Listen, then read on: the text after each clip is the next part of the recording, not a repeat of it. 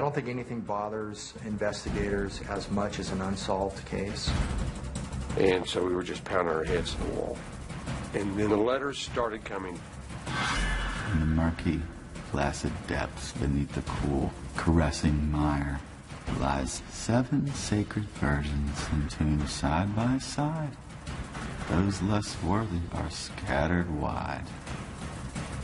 That was the first indication that we did have a serial killer on our hands.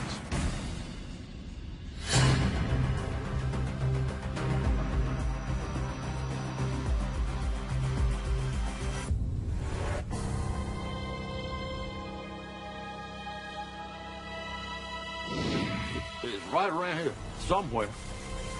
It's probably the remnants of an old Indian burial ground. In a mountainous ravine high above Colorado Springs, a state trooper follows up on a report by a homeless man.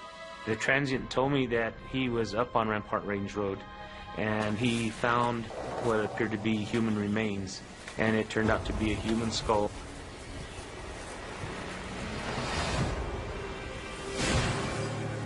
Dental records prove the skull is the remains of 13-year-old Heather Church. We had a good coroner who was able to determine from the skull that she died of blunt force trauma to the head. So we definitely had a homicide case. For 2 long years, investigators from the El Paso County Sheriff's Office could not solve the mystery of what happened to Heather. I don't think anything bothers investigators as much as an unsolved case. An unsolved case can destroy a family. It's the not knowing what happened to their loved one that really destroys people over time. Heather Church was a 13-year-old girl that lived here in the northeast part of El Paso County in the area known as Black Forest. And she disappeared from her home one evening. It was a high-profile case, and I think most people had seen pictures of the missing persons flyer that had her portrait on it. It all begins on a dark autumn night. Hey, Mom, can I stay here tonight? With Jack? Please? I guess. Okay, thank you. Let's roll. Come on. Right. Heather stayed home with her 5-year-old brother while her mother took the other 2 boys to their Boy Scout meeting. Do you see?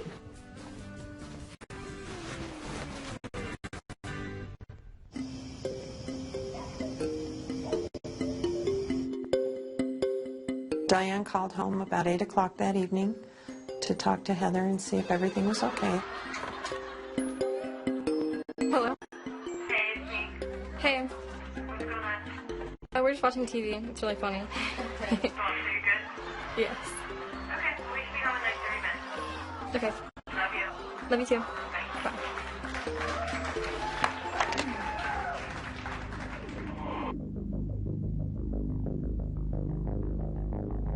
An hour and a half later, Diane and her boys return home. Heather, we're home. All right, listen. One show and then we're going to bed. Deal? Yep. All right. Her youngest son is sound asleep. When Diane checks on Heather... Heather?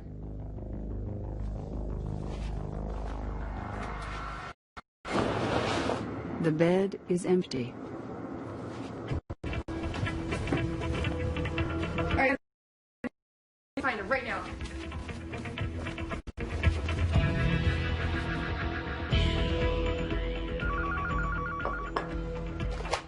Hello? I got a call about 10 o'clock at night. Diane said, "Have you heard from Heather?" And I said, "No." And she says, "I can't find her." And I said, "What do you mean you can't find her?" Heather's gone. How can Heather be gone? You're sure she didn't go someplace? It was just not reasonable for Heather not to be there. And Diane had panic in her voice. Be there just a minute, all right? Heather's missing. Heather's missing. Diane needs us to come and look for her.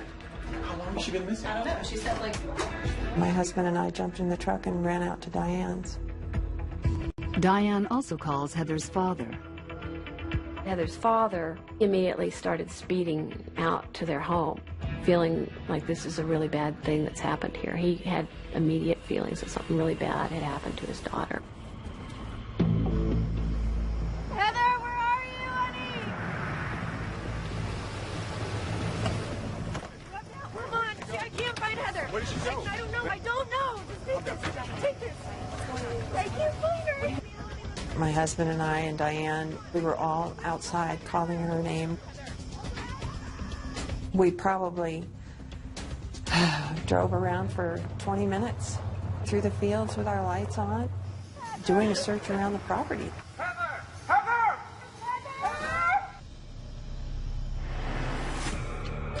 We had no idea that this was going to turn into be a nightmare. We figured that it would be solved, that Heather would come home safely. Having been a parent, you can't say you know what they're going through, but you can imagine it's worse than anything you could possibly imagine. Diane and Mike Church had 4 children, and Heather Church was their oldest daughter. About a year after they moved to their new house, Diane and Mike separated, and Diane stayed in the house with the 4 children. In the early part of the investigation, there was a lot of speculation that maybe she was a runaway, maybe she was alive someplace. The morning after Heather disappears, the search and rescue teams arrive about dawn, and they fan out across the prairie, and then they also start canvassing the neighborhood.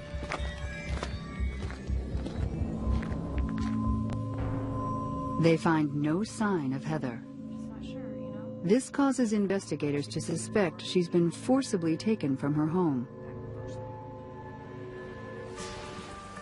Diane wanted to busy herself. She picked up the vacuum cleaner and started vacuuming.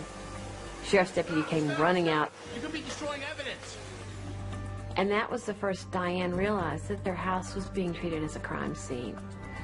I have to show you something. Okay, so I don't know if it's important or not, but I saw like the screen was a little weird, like I wasn't sure. This is how you found the window? Yeah, so I really just saw the screen. I wasn't sure. Could you get CSI in here? The investigators immediately realized that the window screen has been removed from the window and then put back, but not seated correctly in the track. This is really the first clue that someone has actually come into the house. The prints are submitted to the Colorado Bureau of Investigation database, and there are no hits. The case affected all of us on a personal level. A crime like that had not occurred in this community, where a girl was abducted from the safety of her own home. Heather Church was just a very innocent young girl, a young victim, and it was quite a tragedy at the time. For 2 years, detectives question everyone who's ever known Heather. Heather's disappearance received a lot of publicity, and hundreds of people called with tips, claiming to have seen her at the mall, at a restaurant, on a bus. From the beginning, investigators pursue every lead, but none result in any possible suspect. It became just a part of life that this was ongoing. It was a mystery that needed to be solved.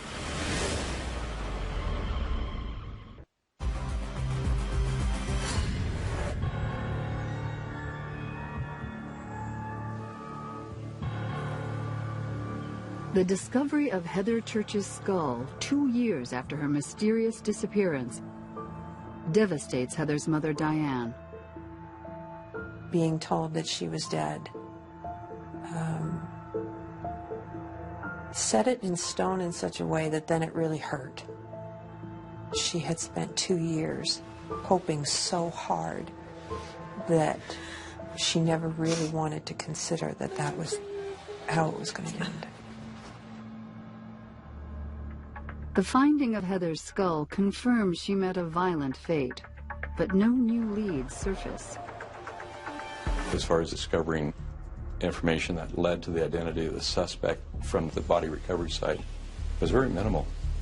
After 2 more years on the hunt for her murderer, investigators are no closer to catching Heather's killer. But now, there's a new sheriff in town.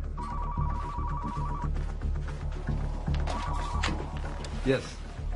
Yes, go ahead and send him up.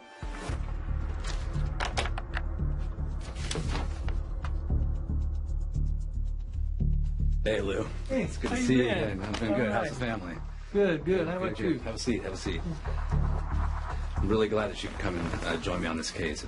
As the newly elected sheriff, one of my goals was to put together the investigation and the team that would solve the kidnap murder of Heather Church. And I was very fortunate that I was able to convince my former homicide partner, Lou Smith, to come to the sheriff's office and lead the investigation as my captain of detectives. I'm going to introduce you to Diane. Diane Lou. Hi, how you doing? I'm Lou Smith. Nice to meet you. Nice to meet you. By the time Heather Church's skull was found, Lou Smith had built quite a reputation regionally and even nationally for his investigative efforts. My biggest concern was, is the suspect still in our community? It was a case that I think all of us wanted to see solved. The one very critical piece of physical evidence was the latent fingerprint.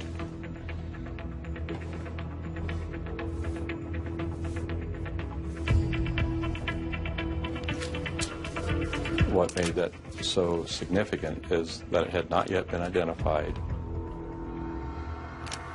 The former investigators had checked the state system in Colorado and did not find a match. That's where a lot of people would have stopped. But with Lou, that's where he started. He said, how many different automated fingerprint systems are there in existence? And between the United States and Canada, there were 92. Detective Smith's first course of action is to make sure all 92 fingerprint databases in North America are searched for comparisons.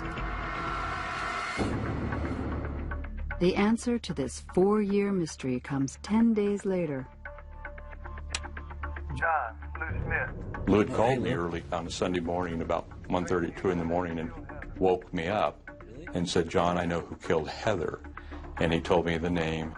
That latent fingerprint was in 2 states' systems and it identified the suspect as a Robert Browne. Browne, a career criminal, has a record for burglary and auto theft in California and Louisiana. As we talked about the 2 states, Louisiana and California, Colorado Springs was almost in a direct line between the 2. You had a convicted felon passing through. Then where was he on the night of the murder? To answer their new questions, investigators don't have to look very far. Robert Browne lives just a half a mile from the Church home. He was, in effect, Heather's closest neighbor. You could literally stand at Robert Browne's home and see, line of sight, the Church home, to include the driveway where the mother's car would have parked.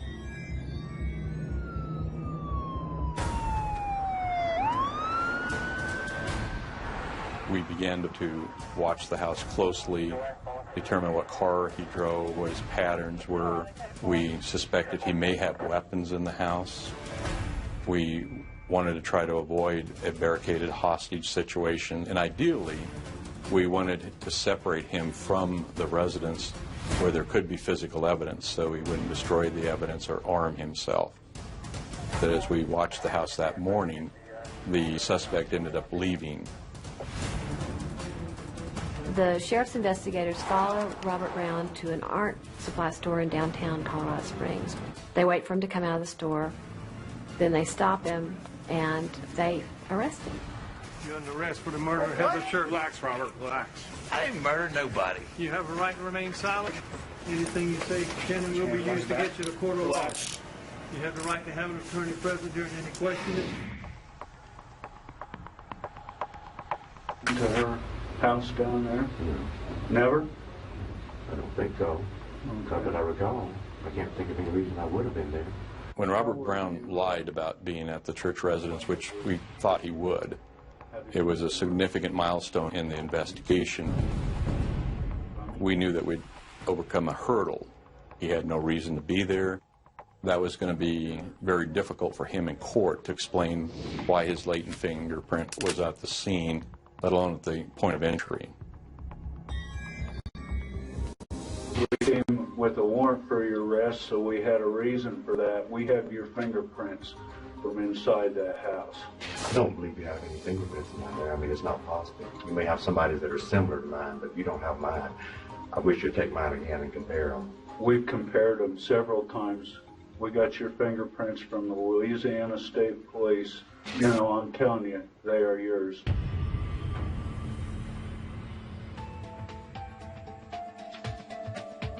Silver bracelet. Some of it looks real, some looks like costume. As investigators are questioning Browne at the sheriff's office, detectives are searching his trailer.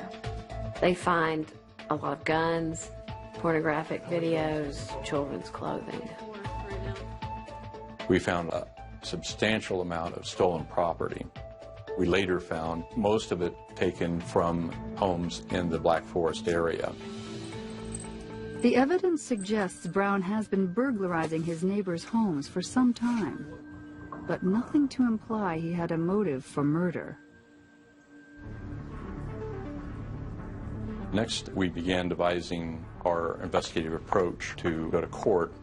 Part of that was to look for other indications of bad acts or related acts that we might be able to bring forward in the prosecution.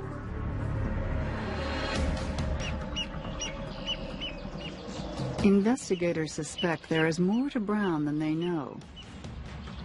A detective from the El Paso County Sheriff's Office heads to Coshada, Louisiana to dig into his past.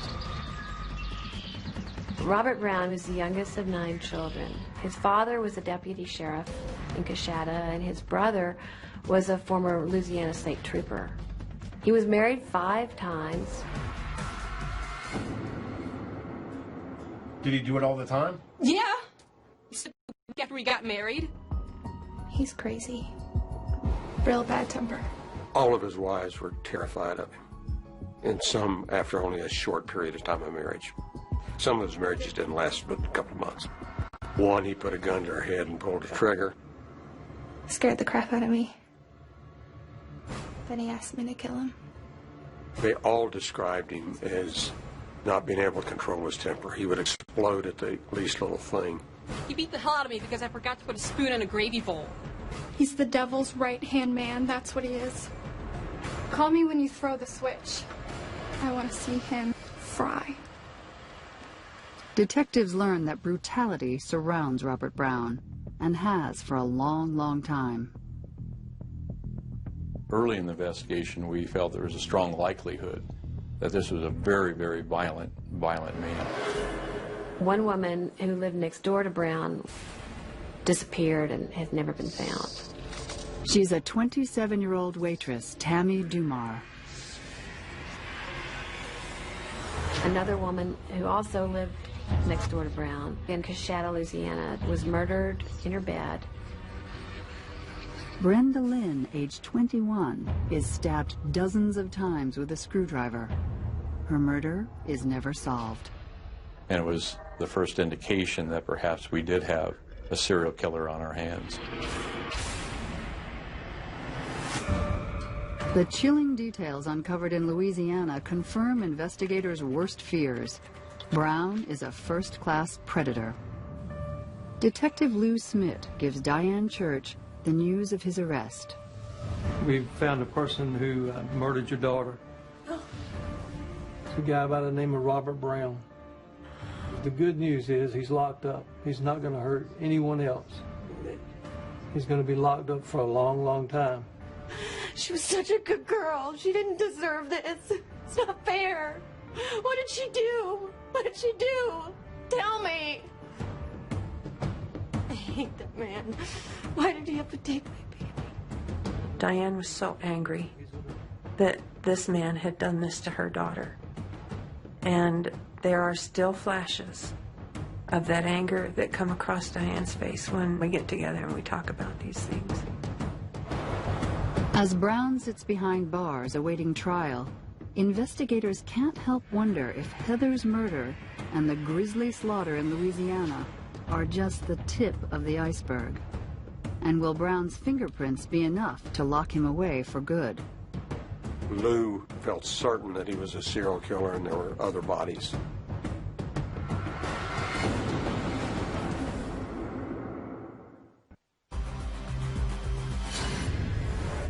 He beat the hell out of me because I forgot to put a spoon in a gravy bowl. That man put a gun to my head, pulled the trigger. He's the devil's right-hand man. I want to see him fry. Fry. Based on the reports of Robert Browne's ex-wives, the mysterious deaths of his neighbors, and his fingerprints at 13-year-old murder victim Heather Church's house, detectives are certain they've got a monster in custody. Clearly the most critical piece of physical evidence against Browne was the fingerprint.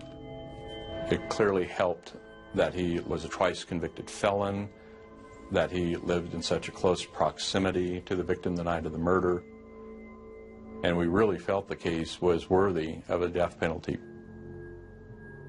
Before investigators question Browne about any additional murders he may have committed, they want to secure a conviction in the Heather Church case. The defense attorney came forward with the offer of a plea agreement. You're going to take the death penalty off the table? Yes. That would be too quick. My client will plead guilty to the murder of Heather Dawn Church if you take the death penalty off the table. That agreed? That's right.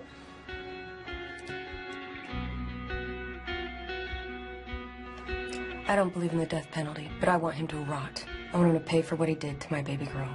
Heather's parents were not in favor of a death penalty. So having that offer in hand with the parents strongly encouraging us to accept it, we decided to do that. Can you make that happen? We will do our best. So we agreed. Thank you. Thank you both. You're welcome. Browne was sentenced to life in prison without the possibility of parole.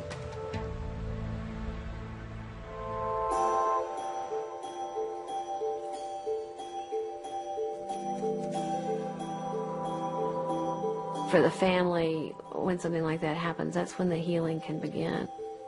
There's a degree of closure.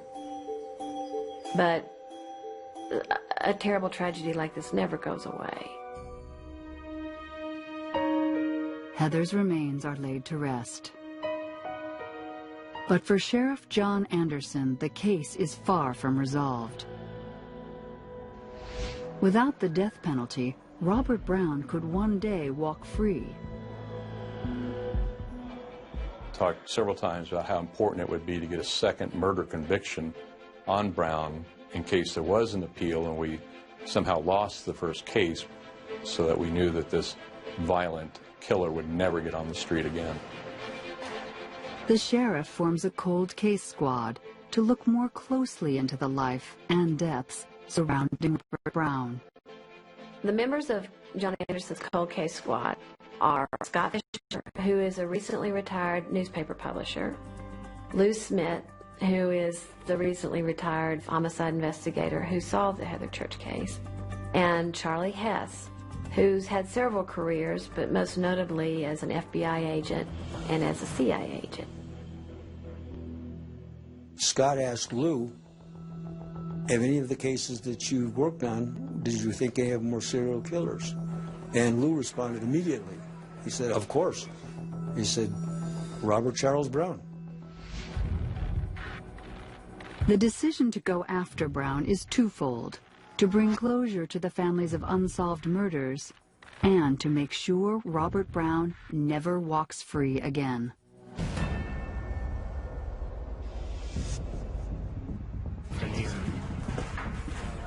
Something you think we can work with? Meeting regularly at a Colorado Springs cafe, the investigators review Browne's file and find he's written some cryptic letters to the DA, hinting about other victims.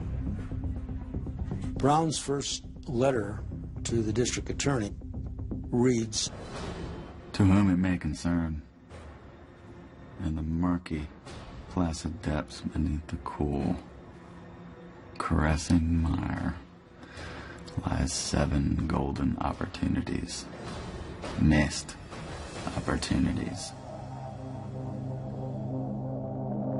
And then of all things, he signs it lovingly, Robert Browne.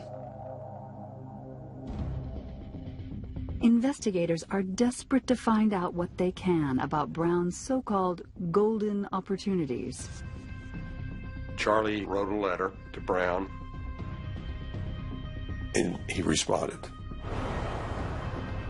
I'm not too sure any of us believed he would.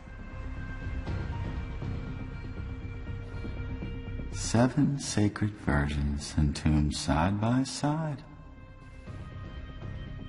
Those less worthy are scattered wide. The score is you 1, the other team 48. He also encloses with this letter a crudely drawn map of several states in which he's written numbers. Although police refuse to release Browne's map, it is known to include numbers that imply a body count of 48 victims across 9 states.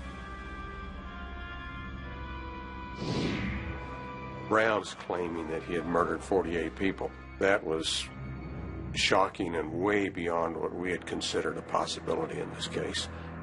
But of course it intrigued us. If Browne is telling the truth, the cold case investigators believe he could be one of the most prolific serial killers in U.S. history.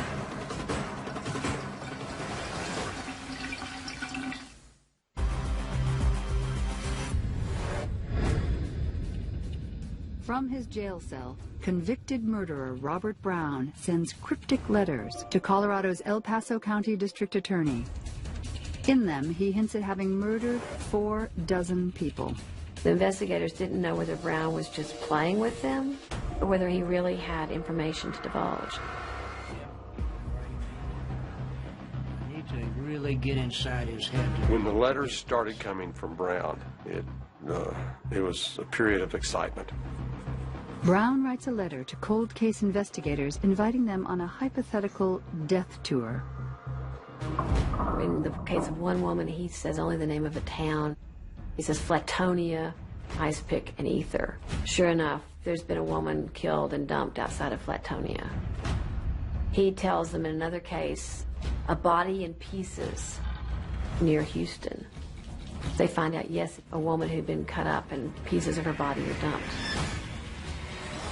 Browne eventually confesses to killing his neighbor and stabbing her to death in Louisiana, his hometown. And he claims to kill a young teenager. One of the haunting things is that he claims he strangled her. Many of the bodies we could not tie to him, but probably 25, 26, 27 he gave us some detail on. And at least 9 we were sure in our own mind he did do. None of the cases have the physical evidence needed to convict Browne for the crimes. Even though he's locked up for life for Heather Church's murder, the cold case investigators want concrete evidence to tie Browne to another. This way, he will never be freed. Charlie knew how to get into someone's mind, make them relax, and think of them as a long-lost friend. He was exceptional at doing that.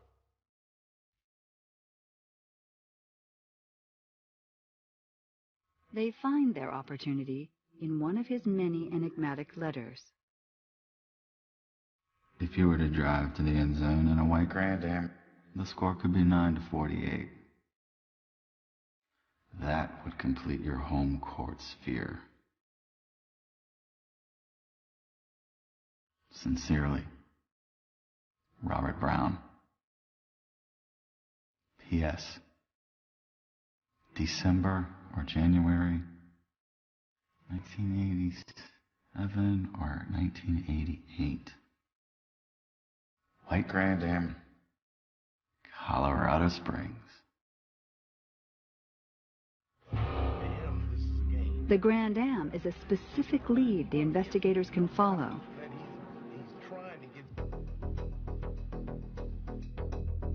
It was a Colorado Springs case, and the city could not produce anything from their files. And so we were just pounding our heads in the wall. He nicknamed the one in Colorado Springs the Grand Am lady. Scott, Lou, and I were discussing, we need to put this together so we can really identify who the lady is, because Robert never discussed names.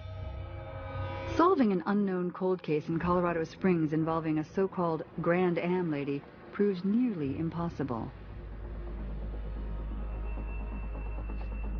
After Charlie sent what I call a come to Jesus letter to him, saying put up or shut up, we got a response back that Browne said that young soldier's wife is missing.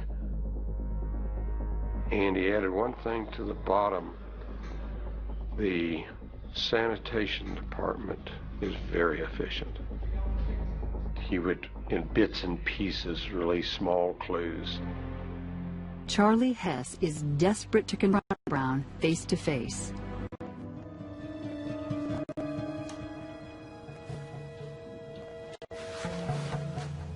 You know who I am? I'm the guy you've been writing to all this time. It's nice to meet you. Usually people come in here, I want to meet them. You know, a lot of people think I'm kind of crazy for coming in to talking to you, but I think you're pretty interesting. I know what you want. Would you mind if I asked you some questions about some of the things you mentioned in your letters? On this visit, Browne does not answer Charlie's questions.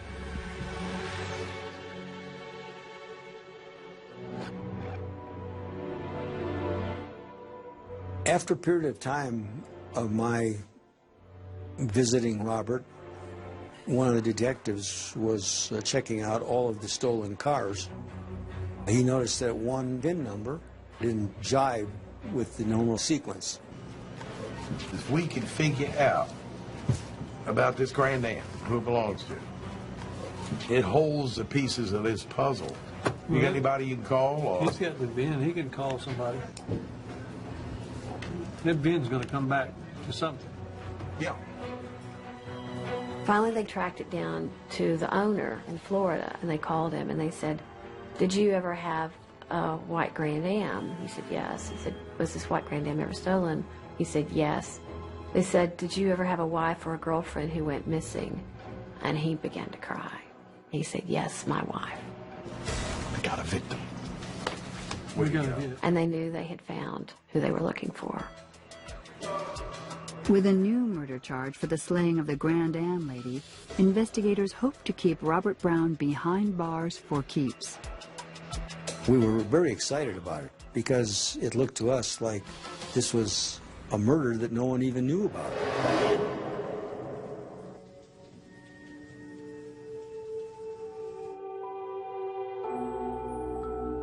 The Grand Am lady was a young mother. She was only 15 years old, a very pretty Latina girl. She was married to a soldier who was stationed at Fort Carson, and he had taken their baby to his parents' home out of state, and they were going to end up getting a divorce. The husband took the child and flew to Miami, never knowing that that would be the last time he would see his wife.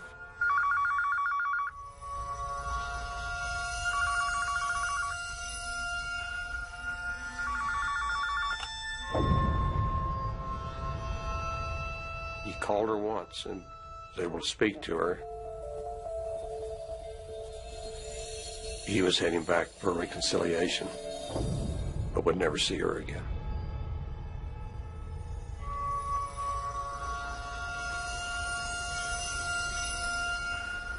She was supposed to pick him up at the airport and didn't show. When he got back to their apartment,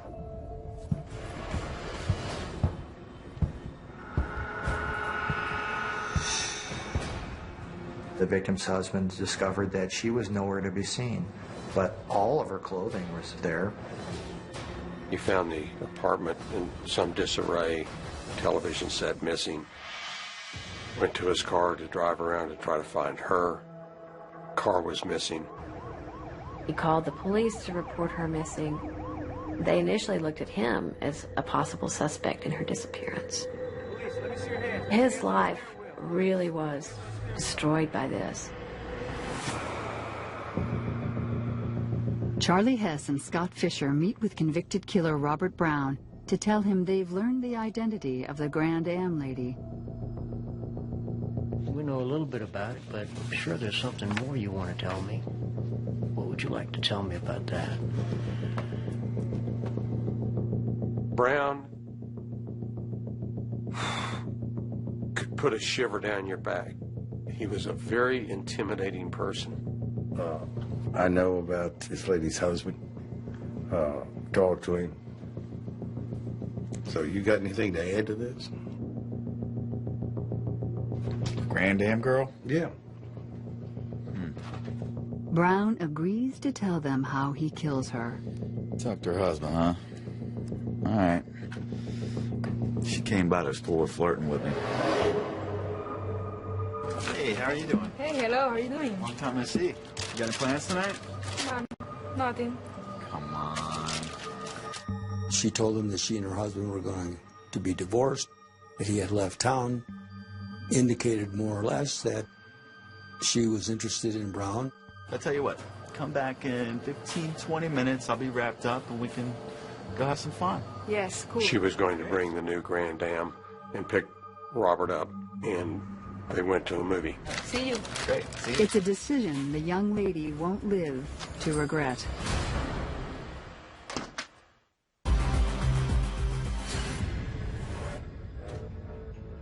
The 1991 murder of Heather Church has put Colorado cold case investigators on the trail of Robert Browne, possibly America's worst serial killer. To prevent Browne from ever getting out of prison, authorities need to nail him for a second murder charge, the slaying of the so-called Grand Am lady. We now have a victim, we have a name, and Charlie is able to finally present to Browne that we pretty much solved the case, with the exception of the missing body. Yeah, I remember. Her husband was out of town from talking to her. So I talked her into going out on a date. We went to see a movie. After the movie, they had a bite to eat. After that, Robert took her to his apartment, and they had sex. After some relations,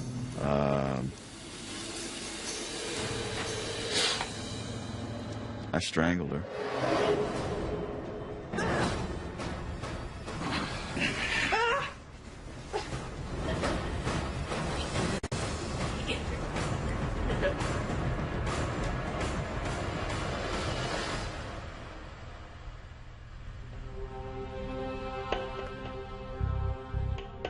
She was in his apartment dead all night that first night, and he went to bed just like it was an ordinary evening.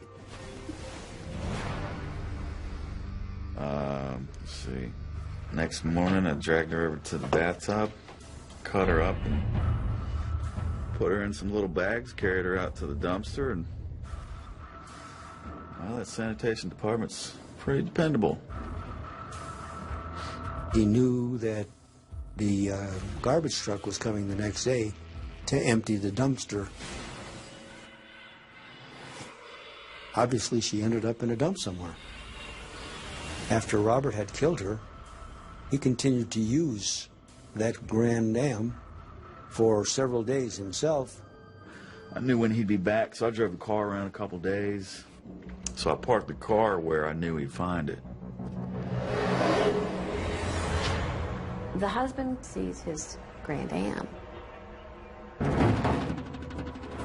He goes to the convenience store where Robert Browne is working to use the payphone to call the police to report that he's found his stolen car. It's a Grand Am. It's a white Grand Am. It's right around the corner from the apartment building. Little does he know that the man who murdered his wife is standing behind the counter. I heard him call you guys all hysterical, talking about he found the car. What else happened after that? That's it. Robert Browne was providing details that only a killer would know.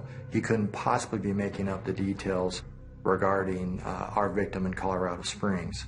So yes, we were convinced that he was telling the truth, and it was terrifying. Now investigators have enough to ensure Browne will never get out of prison. When Browne looked Charlie in the eye and said, "Let me out of prison, I'll probably kill somebody within 2 weeks," I think he's still capable of it, and I have no doubt he'd do it. On July 27, 2006, Robert Browne pleads guilty to the murder of the Grand Am lady. Outside the courthouse, the victim's husband reunites with his daughter. For 18 years, the daughter had believed that her father had murdered her mother. It was a very emotional time because those two made the 4 or 5 years we invested in this case very worthwhile.